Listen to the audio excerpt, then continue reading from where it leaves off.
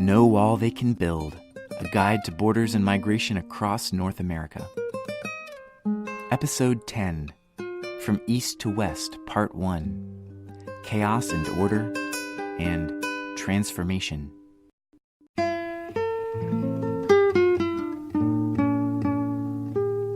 This is the best I can do to tell the story of irregular migration in North America. This story is not unique to the United States, or even to the West. Variations on it can be found wherever comparative poverty and instability meet comparative wealth and stability. From Haiti into the Dominican Republic, from the many countries of West Africa through Morocco into Spain, from both West Africa and East Africa, Somalia, Eritrea, Sudan, South Sudan, through Libya and across the Mediterranean Sea to Italy at Lampedusa, from East Africa over the Sinai Peninsula into Israel, from the Central African Republic to anywhere else, from Southern Africa, especially Zimbabwe, into South Africa, from the Middle East, Syria, Iraq, and Central Asia, Afghanistan, Pakistan, through Turkey and across the Eastern Mediterranean into Greece at Lesbos, from Bangladesh into India, from both Bangladesh and Myanmar, especially of Rohingya people, over the Andaman Sea and into Southeast Asia, Malaysia, Thailand, Indonesia, from South Asia, India, Pakistan, Bangladesh, Sri Lanka, Nepal, and the Philippines into the Gulf states through the Kafala system, from North Korea across China and Laos into Thailand and then South Korea, from rural China to urban China, owing to the Hukou system, and from various parts of Asia and the Middle East through Indonesia and over the Timor Sea into Australia, to name just a few examples. Any one of these routes could fill a book. Every place is different, but the story is always the same. Everywhere there is the same border. Everywhere people died across it, confronting the same barriers and guards. Everywhere there is the same human trafficking industry built up around it, with the same patterns of kidnapping, extortion, indentured servitude, slavery, and rape. Everything is blamed on these traffickers, who are not the cause of the problem, but a byproduct of it. Everywhere there is unequal exchange. High prices, low wages, and chaos on one side. High wages, low prices, and order on the other. Everywhere there is the same hyper-exploitation of undocumented labor in the interior, the same terror of deportation, the same profiteering off of detention and border militarization, and the same scapegoating of migrants and refugees. Everywhere there is the same attempt to outsource the problem to buffer states, Mexico, Morocco, Libya, Turkey, Indonesia. The same third-party deportations, the same leveraging of displaced people to negotiate concessions between these states and the states that call the shots in the first world, between the periphery and the core. Everywhere there is surplus humanity, who refuse to disappear, even though capitalism has no use for them. Increasingly, there is only one option left, one place left to turn, one employer still hiring. Pure nihilism. ISIS, Boko Haram, the Zetas, warlords. Even when every single door is closed, the excluded can still hire according to this principle. If our lives are worth nothing, then nothing is sacred. This is not the world in which I want to live.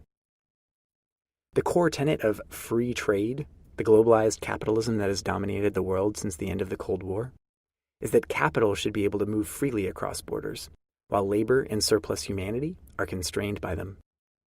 The state's primary role, increasingly its only role, is to police the interior and guard the border. Citizenship has become the primary determinant in a multi-layered global caste system. After more than 25 years, the system appears to be operating less and less smoothly. It may be breaking down altogether. I'm opposed to all borders, and in favor of the free movement of all people across the face of the earth. I don't think that the practice of regulating movement according to place of birth is justifiable under any coherent ethical, philosophical, spiritual, or even legal system. Mind you, I'm not a utopian. I don't think there is any chance that borders will magically cease to exist, or that there would be no undesirable side effects if they did. However, any step in that direction is better than nothing. There are a few places where irregular migration is managed in a comparatively humane fashion, such as from Nicaragua into Costa Rica, from Syria into Lebanon, or from Bolivia, Paraguay, and Peru into Argentina and Brazil. Relaxing or abolishing the borders would produce new problems. But unless we believe that certain lives are more valuable than others, then from the standpoint of what will do the most good for the most people, we would be better off facing these problems directly, courageously, and as soon as possible.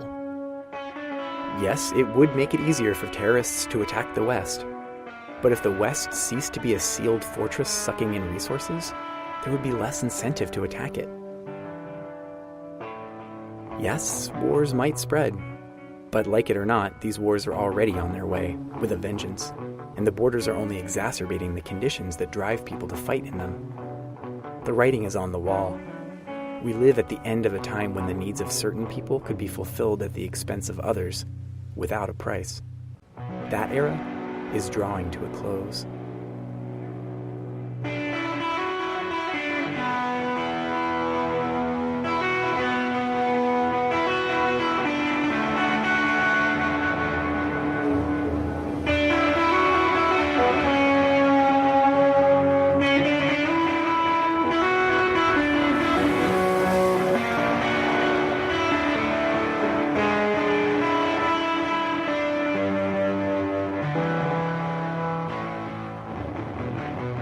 Chaos and order.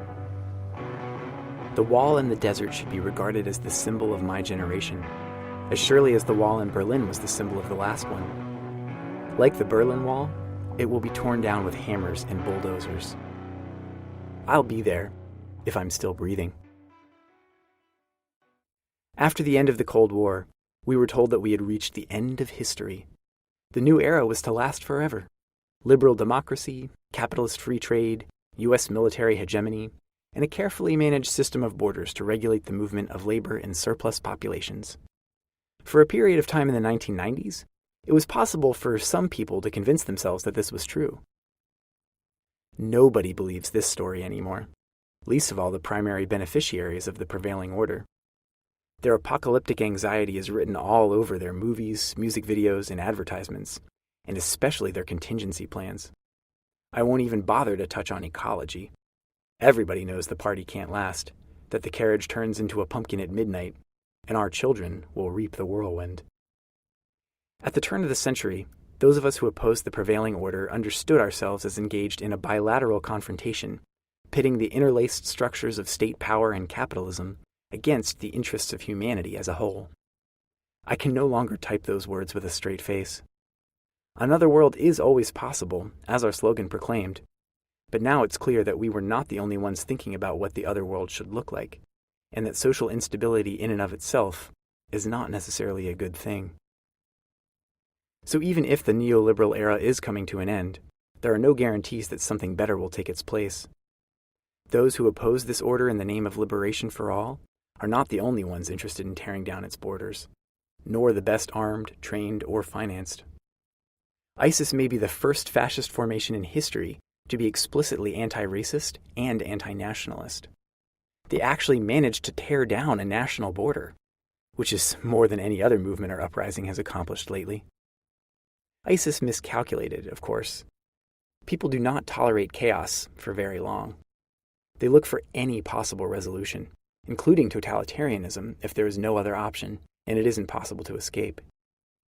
People who foment chaos for a living usually want to be the ones in charge. They usually fail. On the other hand, when truly pressed, the people in charge are usually willing to throw society into chaos in order to position themselves as the only way out of it. They often succeed. The old guard have a lot of fight in them still. This can be seen in both Syria and Mexico. ISIS saved Assad. The Zetas saved the PRI. As of this writing, ISIS is not winning. The Assad regime is. Likewise, the Zetas have lost momentum. Sinaloa and the PRI are more securely in power today than they were 10 years ago. Under pressure to transform society, in Mexico by La Otra Campaña in 2006, in Syria by the Arab Spring in 2011, the Syrian and Mexican elites brought on war rather than face revolution. In both cases, the mayhem that followed ultimately served to legitimize their rule. In both cases, it's only a matter of time before social movements reassert themselves to destabilize the existing order from below. Revolution turns into war. War justifies tyranny. Tyranny leads to revolution. Rock beats scissors, scissors cut paper, paper covers rock. The stakes of this game are increasingly global. Is there any way to win?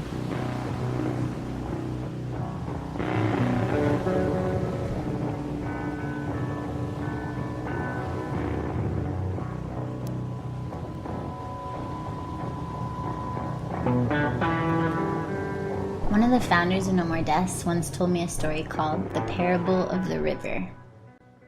It may be familiar to readers who have worked in the nonprofit sector or in public health. The framing of the story is not perfect, and the metaphor is completely wrong in at least one major way. Migrants and refugees are never simply helpless victims, as I hope I have made clear in the preceding text. Most are not babies, and the children grow up fast.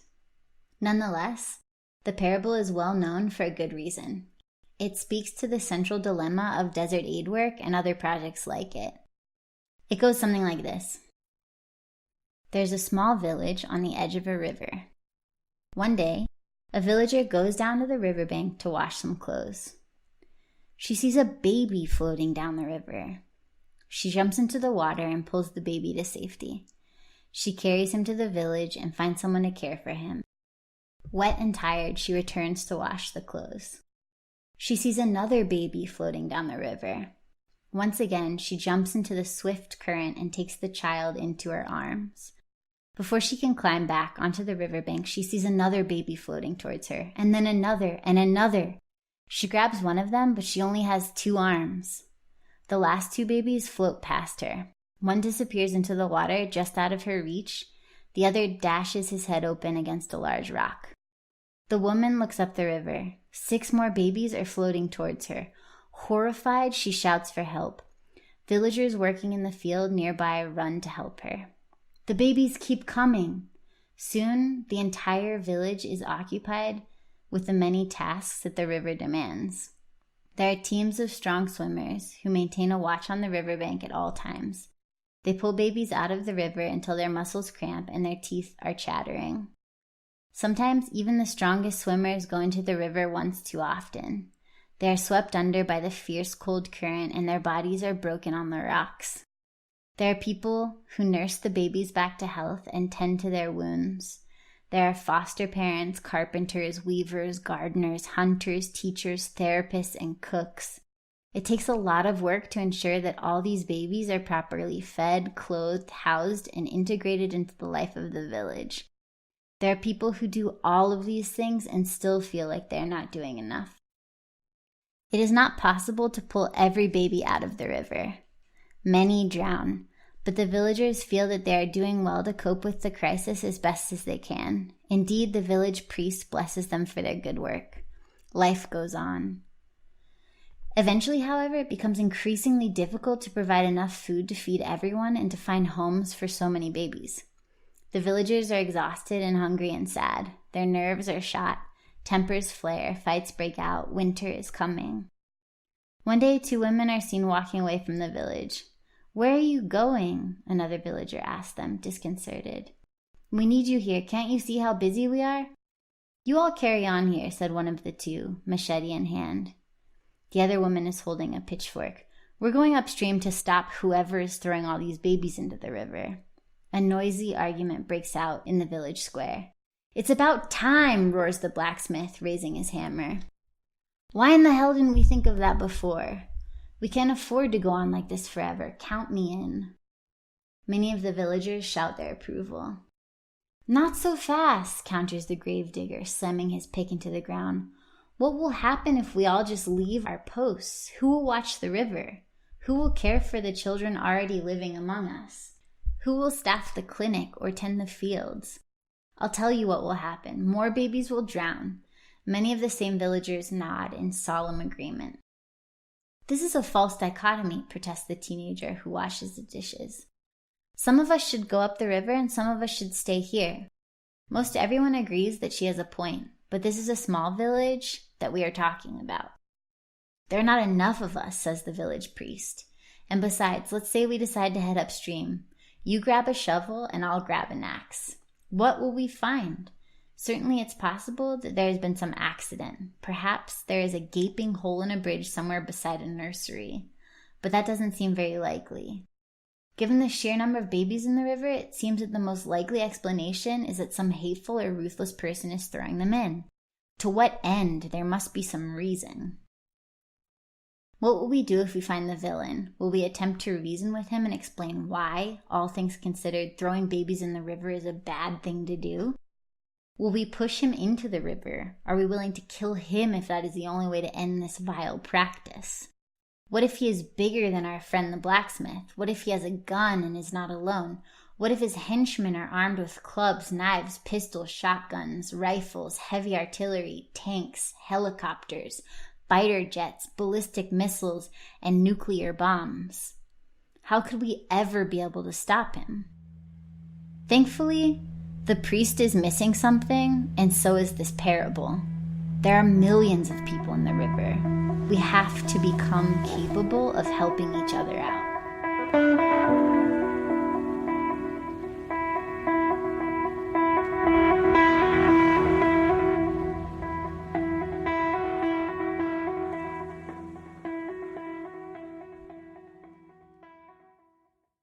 Transformation.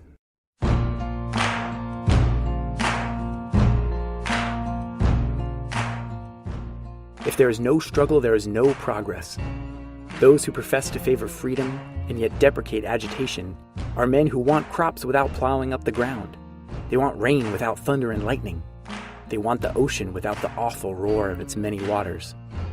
This struggle may be a moral one, or it may be a physical one, and it may be both moral and physical, but it must be a struggle. Power concedes nothing without a demand. It never did, and it never will. Find out just what any people will quietly submit to, and you have found out the exact measure of injustice and wrong which will be imposed upon them. And these will continue till they are resisted, with either words or blows, or with both. The limits of tyrants are prescribed by the endurance of those whom they oppress. Frederick Douglass, August 3rd, 1857.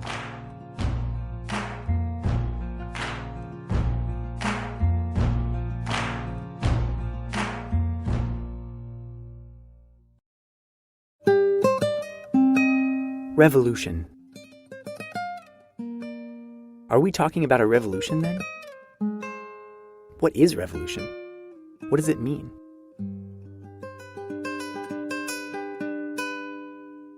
Marx said it meant seizing the means of production. Lenin said it meant seizing state power. Nikhaev said it was the end to justify all means. Stalin said it could happen forever inside the borders of one nation-state. Mao stressed the importance of culture. Pol Pot said it would get us all off to a fresh start. Their dreams were a nightmare, and victory was worse than defeat. Can this concept be salvaged? I think so. What is it? Bakunin incarnated it. He also predicted how it would turn out if it were misunderstood as a way to put the right people in charge. Red Cloud and Crazy Horse never said a word about it. They didn't have to. Frederick Douglass made a run for it. William Lloyd Garrison argued for it. Harriet Tubman lived for it, and John Brown died for it, though they all called it God. Seth Conklin spent his whole life working for it, and almost nobody ever thanked him or remembered his name. It held out for a week on the barricades of the Paris Commune. Louis Ling told his captors to hang him for it, and then he beat them to it. Emma Goldman said you can dance to it. Alexander Berkman gave it his best shot, and they kept it together for 47 years. The Wobblies used to ride for it. Mother Jones used to dig it. DeRudy said we carry it in our hearts and that it's growing this minute. In the final month of his life, Malcolm X said that it will ultimately be a global clash between the oppressed and those who do the oppressing, between those who want freedom, justice, and equality for everyone, and those who want to continue the systems of exploitation. The Panthers had it all, but their enemies tore it apart. Out west, the heart. Back east, the teeth. Up north, the roots. Down south, the guts. It scared the hell out of the government all the same. Fred Hampton said it best, and they killed him for it. The Weather Underground tried to set it off. Assata Shakur believed that it could still got us home to port, and she got away with it. The American Indian movement didn't say much about it. They didn't have to. The Zapatistas stopped talking about it and listened, and then it happened. It is happening again in Rojava, in the most challenging circumstances imaginable. I caught a glimpse of it in Seattle in 1999 and in Oakland in 2011, but then it slipped away. I'll mostly leave my generation out of it, though. It's not over yet.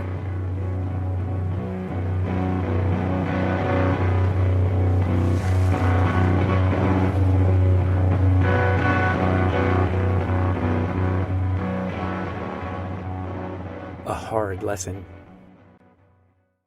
I'm not an uncritical cheerleader for the Zapatistas.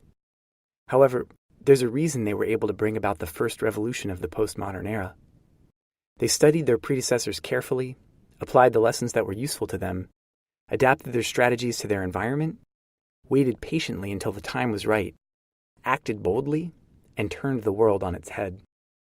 As the end of the postmodern era draws near, we should be studying our forebears just as carefully, starting with the Zapatistas themselves. The Zapatistas broke with all Marxist-Leninist tradition by demonstrating that the seizure of state power was a red herring. They declared war on the Mexican government with no intention of putting themselves in its place. Instead, they focused on establishing autonomous zones. Leftists were profoundly confused, I remember. Autonomy is the key word of the Zapatista rebellion. We can define autonomy as the freedom to make decisions and take action in all matters that affect us directly, without seeking permission from a higher power, starting at the level of the individual and scaling up. It took a year of armed struggle for this concept to fully emerge.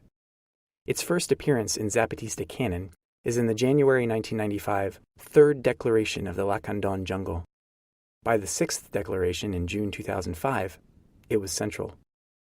At its core, the Zapatista movement is fighting for indigenous autonomy. By definition, it is both Mexican and Mayan, but it aims to inspire others to establish autonomous zones elsewhere as well. Zapatistas assert indigenous peoples' right to self-determination, which has been denied for over 500 years. They argue that the people indigenous to a particular territory should be free to administer their own economy, politics, and resources according to their own traditions and customs. This differs from separatism, and that the Zapatistas have been clear that they do not want their own state. Furthermore, on January 1, 1994, the first day of the rebellion, the EZLN defined a right of the people living in Zapatista territory to resist any unjust actions of the EZLN itself, saying that people should acquire and possess arms to defend their persons, families, and property against armed attacks committed by the revolutionary forces or those of the government. This is the acid test. Revolutionaries who claim a monopoly on force the way that the state does are not to be trusted. When you see that, run away as fast as you can. On the scale of society, autonomy might be understood as the ability to hold a territory plus a decentralized and participatory decision-making process to administer it, minus a monopoly on force. Revolution can be pictured as the bridge from here to there. 22 years of indigenous autonomy in postmodern Chiapas is a truly stunning achievement. The best of the European revolutionary tradition can scarcely point to anything like this in living memory. It's not perfect, but I'll take a flawed reality that I can hold in my hands over a perfect ideal that I can never touch, every time. So far, so good, but there's no denying that things haven't gone very well in Mexico for the past decade. The Zapatista enclaves remain, but elsewhere, everything has gone from bad to worse. The Mexican state has drawn a line in the sand. They've lost control of part of Chiapas, but they'd rather set their own house on fire than risk losing control of the rest of it. The September 2014 kidnapping and murder of 43 students from the Ayotzinapa Rural Teachers College in Guerrero sent a clear message that La Otra Campaña is finished, that indigenous autonomy will not be allowed to spread to other parts of Mexico, and that there's nothing that the Zapatistas can do about it anymore. What happened? I'll defer to Mexicans more directly involved in this, but as an American participating in the movement, here's my take. It comes down to guns. At the moment, autonomous zones exist only where tolerated, as in Chiapas, or fiercely defended, as in Rojava. Spaces of autonomy that are not tolerated and cannot defend themselves will be wiped off the face of the earth. It gives me no joy to say this, Armed self-defense can turn into war very quickly. War is costly in blood and treasure. Weapons and ammunition don't come cheaply and have to come from some source. So armed struggle almost always demands state support. This is obviously a conundrum.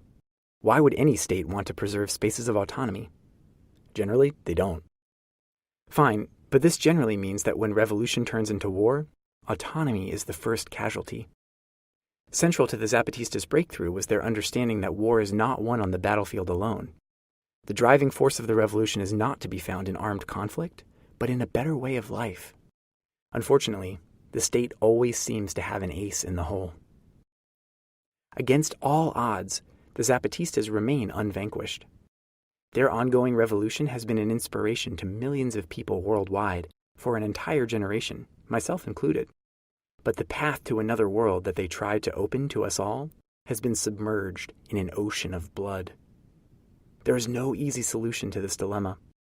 These same dynamics turned Syria into a living hell, as various participants in the civil war escalated the level of violence until they had stripped themselves of their humanity and converted each other into symmetrical killing machines. The revolutionaries in Rojava are walking a razor's edge, forced to balance the danger of being co-opted by the American government tomorrow against that of being annihilated by ISIS today. The Zapatistas have been juggling these machetes for over 20 years. All I can say is that it's generally undesirable for revolution to turn into war, that nonetheless sometimes it will, and that when it does, both will be won or lost together. It won't be possible to win the war by abandoning the revolution, or to advance the revolution while ignoring the war. I've seen the same patterns recur in history, current events, and my own experiences.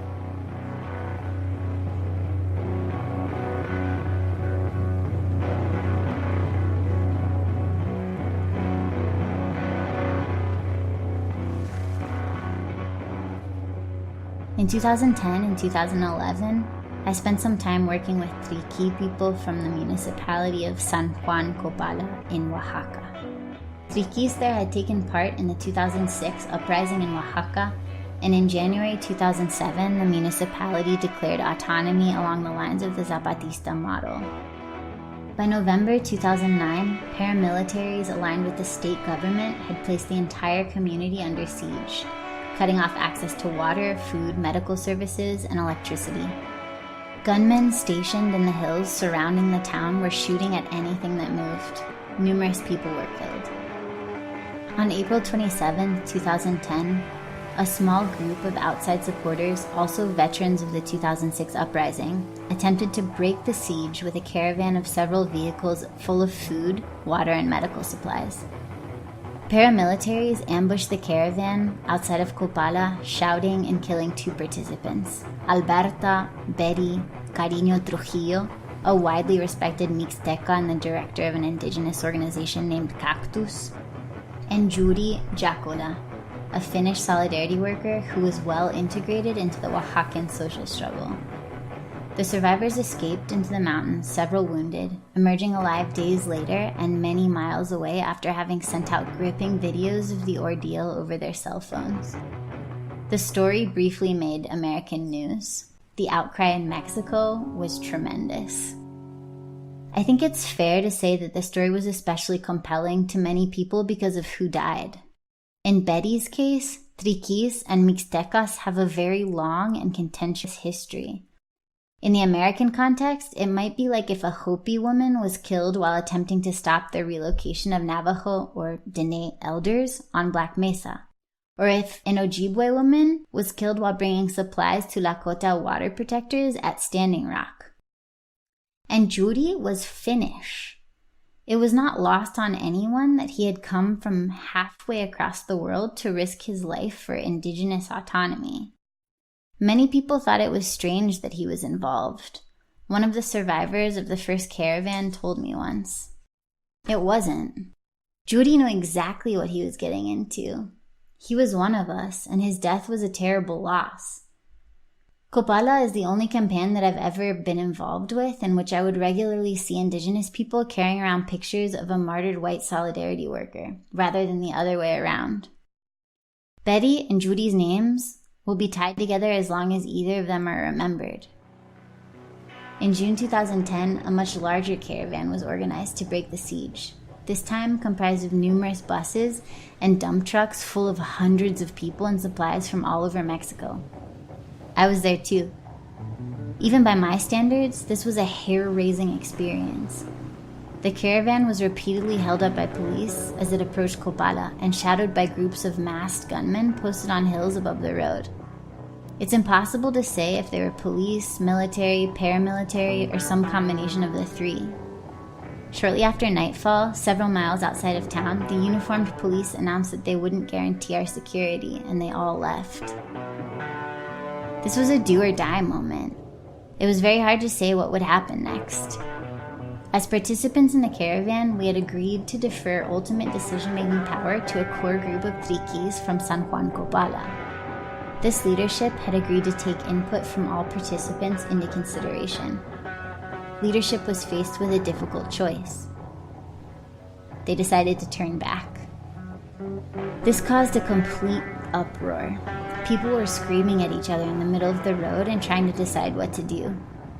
The reader may remember the Gaza Freedom Flotilla of May 31st, 2010, when 9 humanitarian aid workers were killed by the Israeli military while attempting to break the blockade of the Gaza Strip. That occurred just a matter of days before our caravan. The Triqui leadership, to paraphrase, said, "Palestine is known throughout the world. They just killed those people in cold blood and nothing happened. We're a small indigenous group. Nobody knows about us anywhere. The paramilitaries have already shown that they'll kill people and the government won't do anything about it. We know them well. This is too dangerous. If we don't turn back, some of you are going to die. We already have the deaths of 2 outsiders on our consciousness. We don't want any more." Many participants said in turn, "This is your only chance. You'll never have this much momentum again. What did you call us here for if you didn't think you could call their bluff? If you turn back now, the government will take it as a sign of weakness, and they will destroy you within a few months. It will be a setback for indigenous autonomy everywhere. This is bigger than you. It's bigger than any of us. If they kill us, there's at least some chance that Mexico will explode." Leadership deliberated one more time and turned us back. Within a few months, the paramilitaries burned out the last inhabitants of the autonomous municipality, culminating in a final offensive of killings and rapes in September 2010. As of 2016, displaced people from Copala are still camped out in the Zócalo in the city of Oaxaca. They have never been able to return home. In the years since, I've spoken with several of the people who had to make this decision. I also learned that one of them had subsequently migrated through the Aravaca corridor in 2011, picking up water that we had set out along the way. I can see that the retreat still weighs heavy on them. It may have been where La Otra Campaña died. It may have saved my life.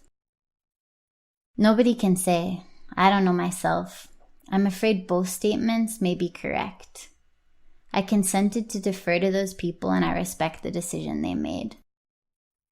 In the aftermath of the second caravan, I would hear conversations like this. They've left you 2 choices, surrender or war.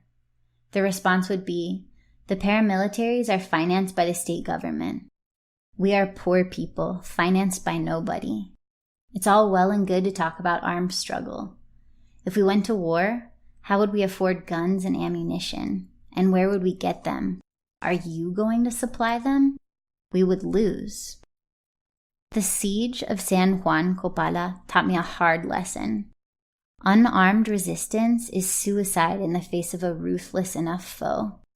But armed struggle without state support may be suicide as well. Writing in 1943, George Orwell suggested that this was why fascism triumphed in the Spanish Civil War as well. In looking back on the Spanish War, he argues that the outcome of the war was settled in London, Washington, and Paris when the West declined to arm the revolutionary militias. In military terms, I'm afraid Orwell was right. When unarmed resistance turns into armed conflict, military considerations cannot be ignored or wished away. So is it better to seek state support in hopes of winning, or to not do so and almost certainly lose? Every situation is different. I honestly don't know. Fortunately, there's another way to tell this story. In revolutionary terms, we can agree with Orwell that the outcome of the struggle in Spain was indeed determined in Paris and Washington and London, and Moscow, and Marrakesh, and Algiers, but not by the authorities. It was determined by the common people when they chose not to rise up and extend the revolution from Spain to the rest of the world. We might never be able to count on heads of state, but we can hope that the people they count on will sometimes refuse to carry out their orders. As long as revolt is spreading and the authorities do not know who will be the next to break ranks, the ordinary rules of war do not apply. In this situation, a drastically under-equipped populace can outmaneuver a world-class military. This is precisely what occurred in France in 1848, in Russia in 1917, and in Egypt in 2011. In each case, it was only afterwards, when a new configuration of authorities was established, supposedly to complete and fulfill the revolution, that the movement was crushed. On March 18, 1871, French soldiers refused to obey an order to fire on women and workers. That single refusal gave birth to the Paris Commune, one of the most famous revolutionary autonomous zones in history, and it was nearly enough to topple the entire government of France. For a few years, the whole country trembled on the brink of revolution as everyone waited to see whether other soldiers would desert, other cities rise up. But the Commune was defeated from the moment that it started firing back on the army that was sent to force it out of Paris. Until that point, the government was terrified that the rest of the military would revolt too. But once ordinary soldiers regarded the Commune as a military enemy, it was just a war again, and the woefully outnumbered and under-equipped communards were bound to lose. This illustrates the difference between war and revolution. I think the Zapatistas understood this. They recognized that they needed enough firepower to repel the Mexican government, but that the threat that their revolt might become contagious was the most powerful weapon in their arsenal.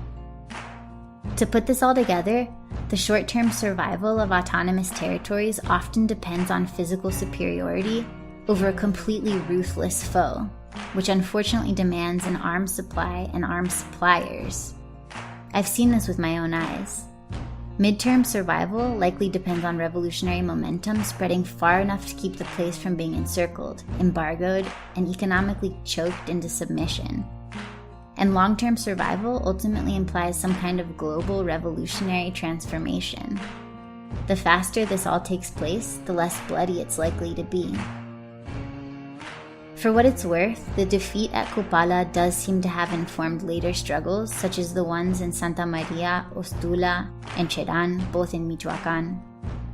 The Nahua community of Ostula set a precedent in the region when it rose up in arms to protect its land from resource extraction carried out by local cartels affiliated with the state government, namely iron mining and the illegal logging of the endangered sangualica tree.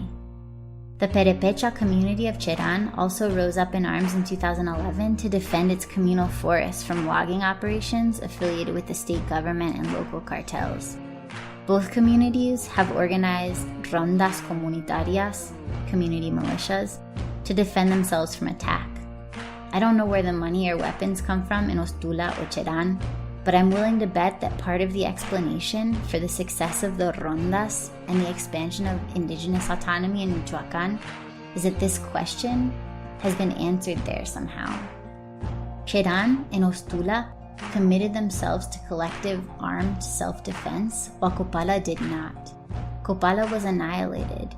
People who fed me, told me stories, advocated for my well-being, and stood by my side during the second caravan were left widowed, orphaned, homeless, in prison, living in exile, and dead. Thus far, Cheran and Ostula remain standing. This is probably not a coincidence.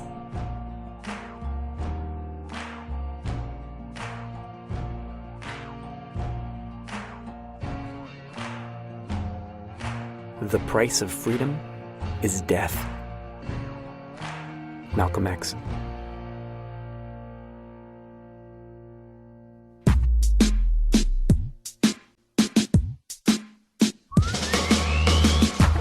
You've just listened to episode 10 of No Wall They Can Build, a guide to borders and migration across North America, published by the CrimeThinc Ex-Workers Collective.